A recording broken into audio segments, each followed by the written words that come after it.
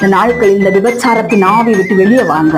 அந்த மாதிரிப்பட்ட காரியங்களை பார்க்காதீங்க, அந்த மாதிரிப்பட்ட இடங்களுக்கு போகாதீங்க. ஏனென்றால் உங்களை இடற பண்ணுகிறவன் அவனுடைய கழுத்துல எந்திர கல்ல கட்டி நடு சமுத்திரத்தில் தள்ளுண்டு போது அவனுக்கு நலமா இருக்கும் என்று வேதவசனம் சொல்கிறது.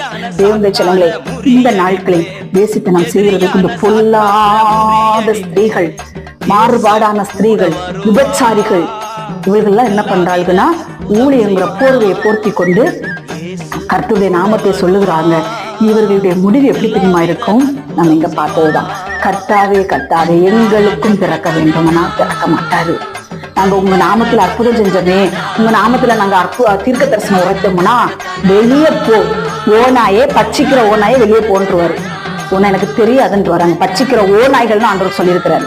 இதுல கர்த்தருடைய பிள்ளைகளை இந்த நாளைக்கு நம்ம கர்த்தர் கொடுக்கிற வார்த்தை என்னன்னா, ஆவிகளை பகுத்தறியுங்கள், ஆவிகளை பகுத்தறியுங்கள், இடுக்கமான வாசி